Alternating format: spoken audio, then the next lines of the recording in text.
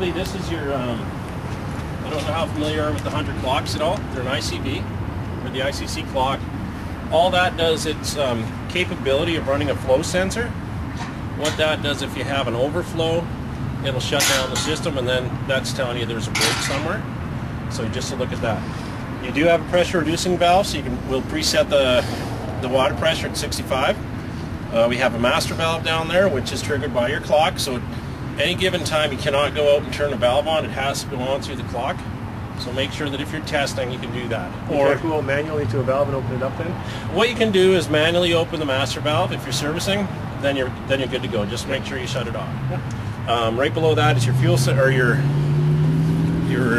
flow sensor. And then what that'll do is, like I said, it'll cut off.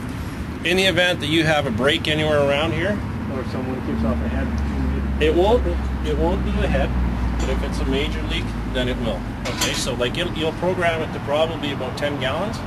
So if you get an overage of 10, it'll kick out. At that point, you'll have to come back. You'll see an alarm flashing on the clock, and then that'll tell you that there's something wrong. So you'll have to just look from that point. If you are doing a spring startup, yeah, and you have a broken line way over there, and yeah, you don't sense it, is this going to shut it off before you get a chance you can override your sensor. Can you? Yeah. Okay. So you can, if you're doing that startup, it'll just override everything there. We do have isolation valves. This here is your one coming out. This will be your new blowout spot here. We put a quick coupler on. It's a Rainbird. I can't remember the number, but it's just, if you have a quick key, it just fits into that and you're good to go. Excellent for blowout, just from across the fence here, and you're nice and close. It's going to blow out everything back down into the if you open up that valve, to that one down below, yep. Remember I showed you that one at number 40? You can drain. Yep, just crack it slowly as you're doing the rest of it, just so you don't get a burst going back, and you'll be fine. Okay. There's isolations each way here. One going obviously towards the road, and one coming back. So if you do have any issues, you won't have to. It won't shut down the whole system. You can work a little bit at a time. All right. Other than that, everything is as per spec on the drawing. Some heads may have gotten altered a little bit as far as that'll go, but everything is going to be identified on our as-built when we're complete, so you can pretty well follow that. Just one quick question. Yeah. So if there's a break in the line, yeah, it's going to shut itself down.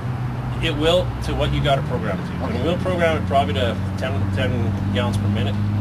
So. Because we've had breaks, of course, there's Sunday night Yep. or whatever, Yep. and they go all night before somebody sees outside, Right. and then we've got a mess. Right. This system should shut itself down. What it'll if do, it's under 10 pounds. Yeah, and the tricky part with setting it is the fact that you might have one line that's larger than the other line.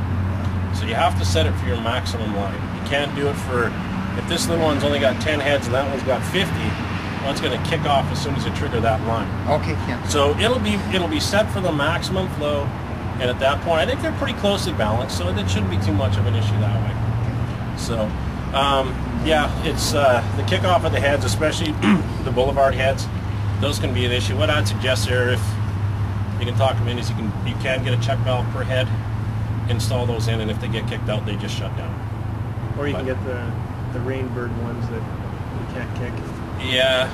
Well, good luck with it. There's always a way that they can break it. So, what you have in the beds is the Pro Spray 6, which is a 6-inch pop-up, and in the turf zones, which we can't really identify right now, it's just a 4-inch pop-up.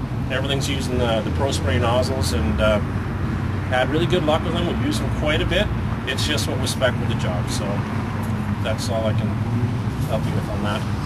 From what you remember, we have the first year of commissioning both ways, yeah, right? We have a winterizing. So we have a winterizing and a startup. Yeah. So they'll be around to kind of run you through the first time. Yeah. So you can kind of keep an eye on what he does. And yeah, this system will be up and running before you take over. And then we have, pardon? Well, I don't think we're going to get sun the early part of March anyways, right? What's that? March, April. Well, we still got a lot of mulching and stuff to do. Yeah. Realistically, probably, depending on the weather, yeah, we'll have certain areas that I'm sure will get handed over. But I don't see us getting into the back, and I really don't see us getting any saw until early part of April. Okay. Yeah. So, I don't know. That's all I can really fill you in on, unless you have other questions. There's the one thing I was not familiar with or used to is these isolation valves. Oh no, that's what are they doing? Basically, let's say something breaks down here that you want repaired. You've just glued it in, but you do not want to have the water running through it yet. This allows everything up front here and around the sides to operate without shutting down the entire system. Gotcha. So it'll just isolate it to side to side. So, Well, fix it on Monday. Yeah, Monday morning is still going to wet this part. yeah, it just gives you the option that you're not completely dead. So, Why the option of the gate valve as compared to a ball valve? that's what the spec. You're thinking a PVC one? It's not just a regular ball valve.